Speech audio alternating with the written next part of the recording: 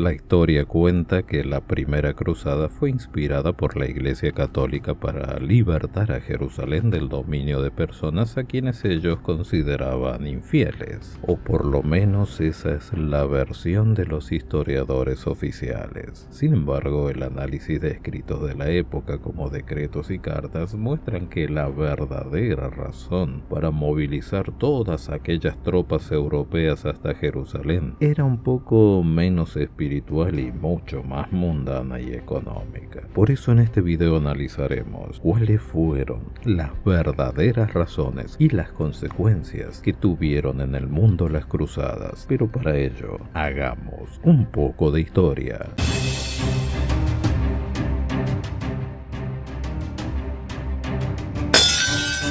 En el siglo VI el Imperio Romano de Occidente ya había dejado de existir y fue reemplazado en Oriente por el Imperio Bizantino. Este desorden político se transmitió también a la religión, ya que las iglesias antes cristianas y ahora llamadas católicas y ortodoxas seguían con tiranteses entre ellas. Sin embargo, en el horizonte para ambas aparecía una amenaza que las terminaría uniendo por un enemigo en común, el Islam. Y ya para el siglo VII los musulmanes ya habían conquistado Egipto y otros territorios norteafricanos del Imperio Bizantino. Pronto la iglesia temblaría al ver que el Islam avanzaba por España y Francia. Además, veía como muchos católicos españoles se convertían al Islam y otros abrazaron las costumbres y cultura musulmanas. Entonces, amargada por el terreno perdido, la iglesia trabajó sin descanso en sus hijos españoles para sembrarles el sentimiento antimusulmán.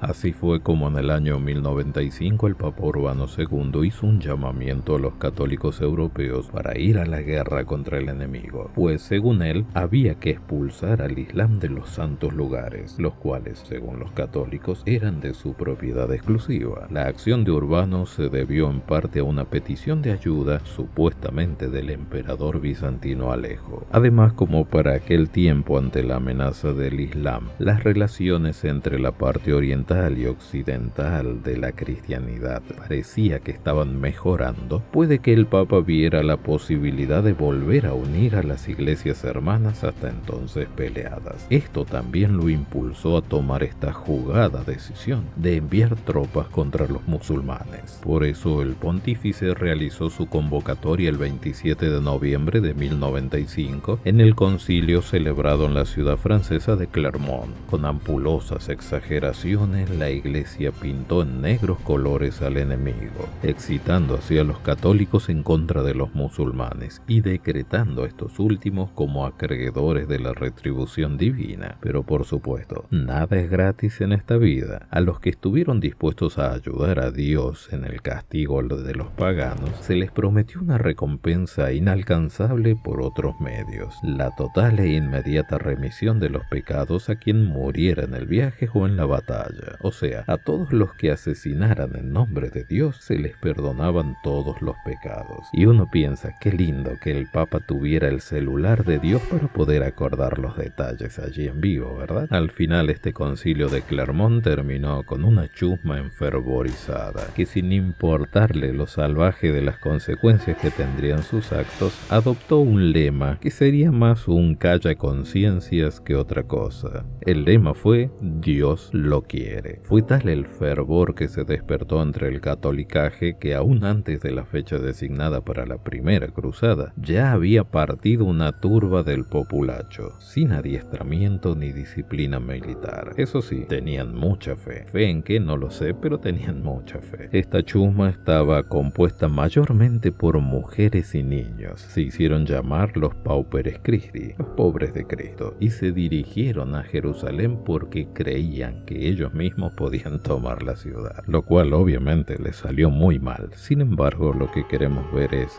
el resultado que tuvo esta convocatoria. Pero ten en cuenta, quizás de seguro lo estás pensando, no es que esta movilización nació de esa gente pobre, de ir así a mano limpia a pelear contra un enemigo mejor preparado. Lo cierto es que esta chusma era arengada por unos cabecillas que eran demagogos y fanáticos, entre los cuales se destaca un nefasto personaje personaje, el famoso Pedro el Ermitaño, un monje católico. Y el problema con esta chusma indisciplinada era que tenían más entusiasmo que cerebro y que preparación. No sé si habrán pensado que Dios les haría aparecer armas y comida por el camino de manera milagrosa, ya que no salieron preparados para el largo viaje hacia Tierra Santa. Por eso, al quedarse enseguida sin víveres ni armas, no tuvieron mejor idea que saquear a las poblaciones inocentes que hallaban por el trayecto, quienes eran tomados por sorpresa por la llegada de la chusma de soldados de Cristo, como se hacían llamar. Pero este grupejo era todo menos santo. De hecho, sus violentos excesos incluyeron el asesinato de judíos en la Renania. Aprovecharon el agitamiento social de la época para aniquilar a los judíos europeos, a quienes ellos acusaban de que prestaban dinero a obispos corruptos. Los historiadores cuentan que este grupo, los pobres de Cristo, al mando de este Pedro el Ermitaño, cometieron atrocidades contra los judíos en ciudades como Rouen y Colonia. Y tal era el desquicio de los católicos que un historiador, un tal Alberto de Aquisgrán, dice que los judíos de Maguncia vieron que los cristianos no perdonaban ni a los pequeñuelos, ni se apiadaban de nadie. Entonces tomaron la drástica decisión de matarse entre ellos mismos dentro de su familia, pues pensaban que eso sería más piadoso que caer en las crueles manos de los católicos. Y quizás alguien se pregunte si los enemigos imaginarios del catolicismo eran los musulmanes, ¿cómo justificarían ahora los católicos masacrar poblaciones judías pacíficas? Bueno, esto es muy fácil. Ellos pensaron, los judíos mataron a Cristo, entonces había que vengar la muerte de Cristo. 1000 años tarde, claro. Pero como reza el dicho, más vale tarde que nunca, ¿verdad? Esto me recuerda al análisis que hacía un diccionario cuando dijo que ningún período de la historia exhibe mayor cantidad de crueldad, libertinaje y fanatismo que el de las cruzadas. Pues el hombre discutirá por la religión,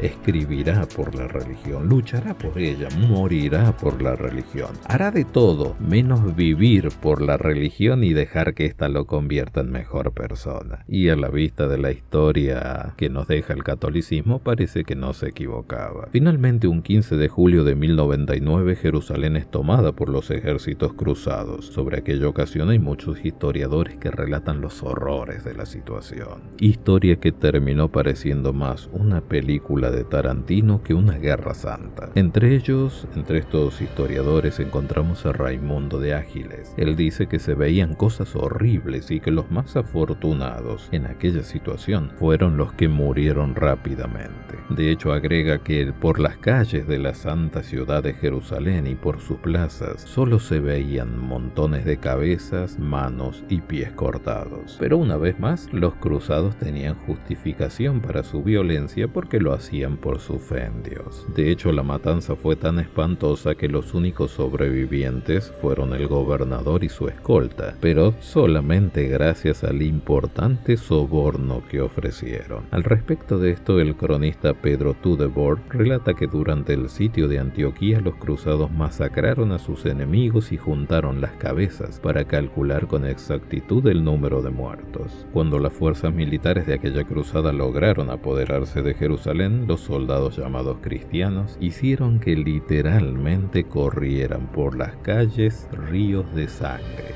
Pero eso sí, aún sin sacarse de encima la sangre de su prójimo, no se olvidaron de ir al Santo Sepulcro para orar y dar gracias a su Dios por la victoria, cualquiera sea el Dios que ellos creyeran adorar. Pero bueno, ya basta de tanta morbosidad. Vamos al punto del video. Entonces, ¿cuáles fueron las verdaderas razones para que se organizaran las cruzadas? Es interesante mencionar que la idea de una guerra justa o guerra santa, expresión que te sonará más, estoy seguro, no era nueva. Ya se había invocado, por ejemplo, en la lucha librada contra los musulmanes en España y Sicilia, y el Papa Gregorio VII tenía ganas hasta de crear una militia Christi para luchar contra todos los enemigos de Dios, según él. Eran más bien los enemigos de los católicos. Y ya había pensado en enviar un ejército a Oriente por lo menos 10 años antes de que Urbano hiciera las concesiones para la primera cruzada. Pero no te dejes engañar, los motivos religiosos eran solo una tapadera, solo una pantalla para encubrir los oscuros verdaderos motivos detrás de tanta sangre derramada. Si no piensa en esto, en Oriente Medio la coexistencia entre la cristiandad y el islam había sido, salvo casos aislados, bastante pacífica. Entonces, ¿por qué la dirigencia católica junto a la monarquía europea se embarcarían en una guerra de semejantes proporciones? Bueno, esto es muy fácil y lo podemos explicar cuando analizamos el contexto de la época, pues notamos que un factor que determinó las cruzadas fue la agitación política, económica y religiosa que reinaba en Europa. Por eso, desde luego, la fuerza impulsora de estos movimientos no fue siempre dar adelanto a la causa religiosa. La Iglesia Católica Romana atravesaba una época de convulsiones. En 1054 había perdido el control de la Iglesia Oriental. Además, se acusaba a buena parte del clero de ser inmoral e inmiscuirse en la política, no muy distinto a hoy en día. El Papa de Roma era un chiste, además de que los nobles europeos estaban cada vez más pobres debido a sus interminables guerras internas. En conclusión, a la Iglesia y a la monarquía europea les importaba muy poco lo religioso. Las cruzadas fueron la excusa perfecta para ganar poder y riquezas con la pantalla de que era Dios quien los autorizaba a ir a la guerra. En fin, para la mayoría de los europeos las cruzadas ofrecieron una irresistible oportunidad de ganar fama, reunir riquezas, adueñarse de nuevos estados, gobernar países enteros o simplemente escapar de la monotonía participando en una gloriosa aventura. Por lo cual las razones de las cruzadas eran menos religiosas y más mundanas. Pero ¿cuáles fueron las consecuencias que dejaron las cruzadas en el mundo y que se notan hasta el día de hoy? Bueno, estas fueron muchas y muy desastrosas, en especial para la gente común, pues ellos fueron quienes derramaron gratis su sangre en beneficio de unos burócratas que se llenaron de dinero y poder sin mover siquiera un dedo. Por ejemplo, al principio los musulmanes creyeron que los invasores eran bizantinos, o sea, cuando empezaron a llegar los cruzados, pero al darse cuenta de su verdadero origen los llamaron francos. Por ello, para hacer frente a estos bárbaros europeos, entre los musulmanes surgió el concepto de la yihad, por lo cual la guerra santa del Islam que mantiene hasta hoy en día con el mundo occidental es consecuencia y culpa exclusiva de las cruzadas. Otra de las consecuencias fue el aumento en la tensión entre Oriente y Occidente que se había estado acrecentando desde que en el año 1054 el patriarca de la Iglesia de Oriente, Miguel Cerulario, y el cardenal de la Iglesia de Occidente, Humberto, se excomulgaron el uno al otro. Entonces, cuando los cruzados tomaron toda aquella región, hicieron un movimiento político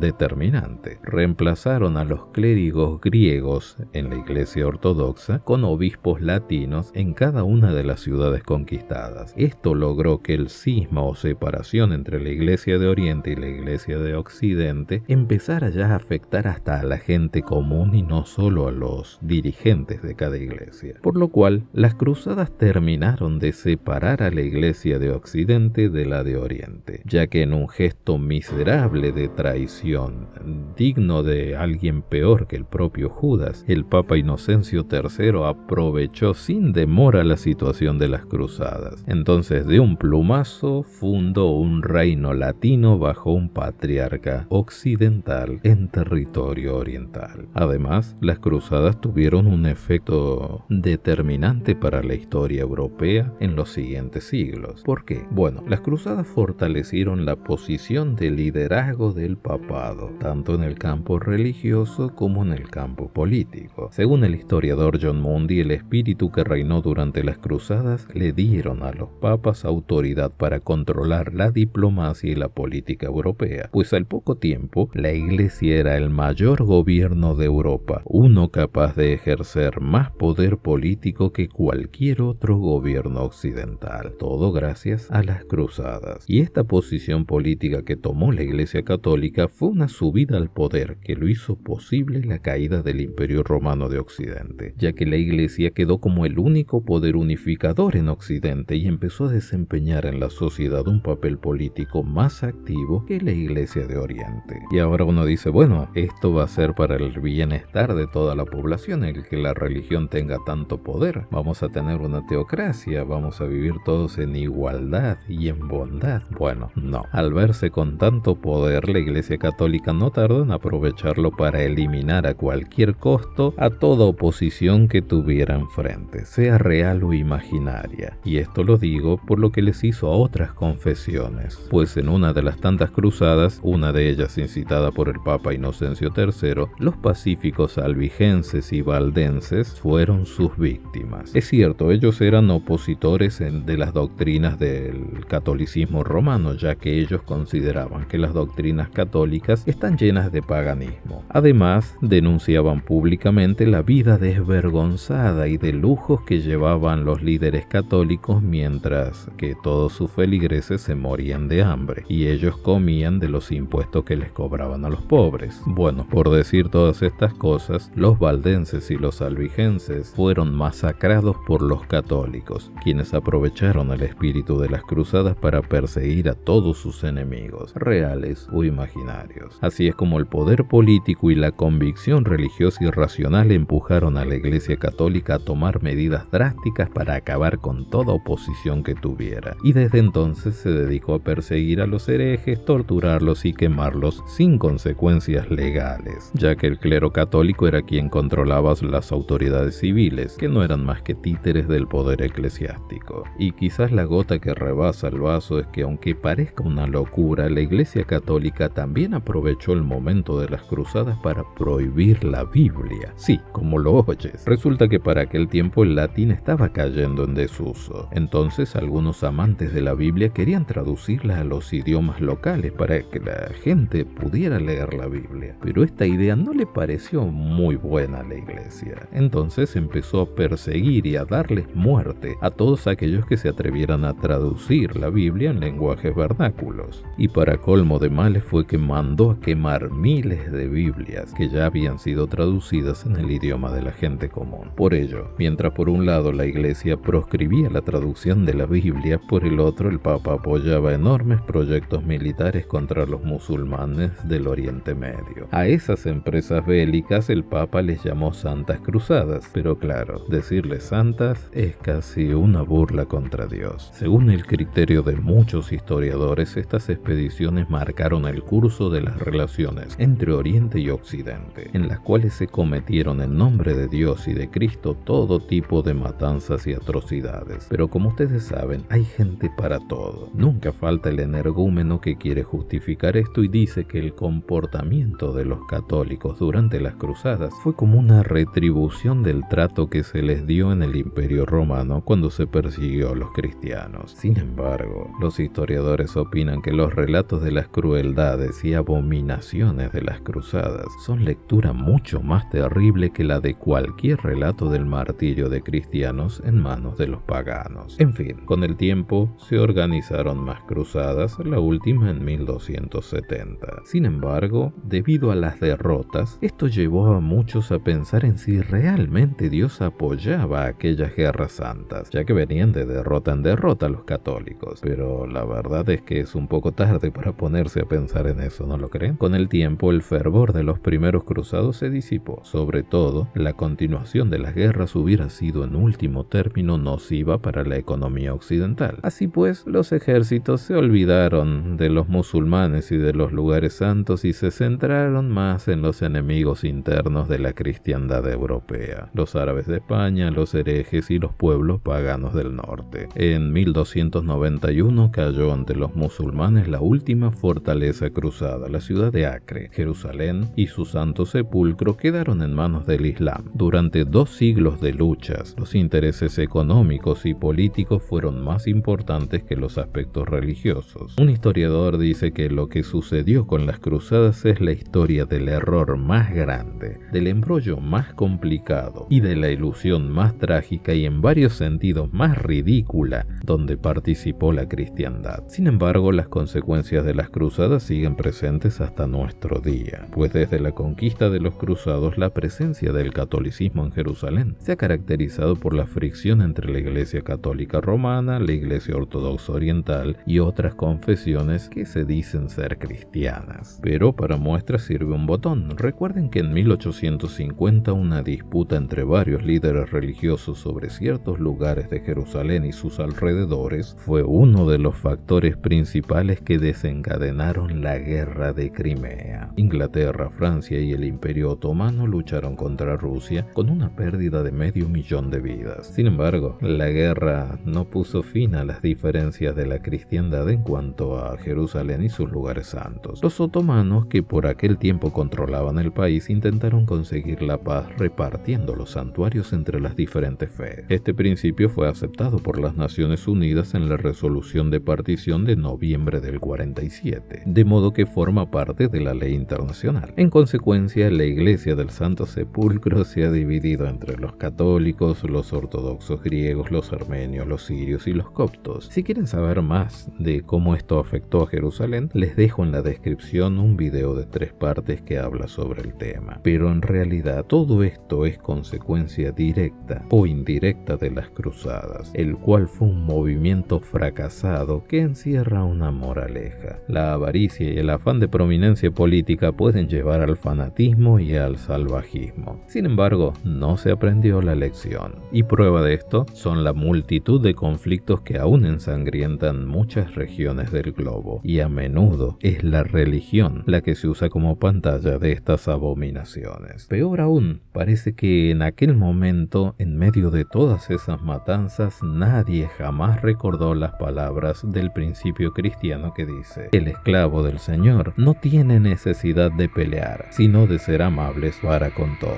Así llegamos al final del video de hoy. Espero que te haya gustado. Si es así, dale like, comenta, suscríbete y comparte. Como siempre, la fuente de información del video, la bibliografía si quieres llamarle así, te las voy a dejar en el primer comentario, el comentario fijado allí. Ahora sí me despido. Será hasta la próxima y gracias por estar allí.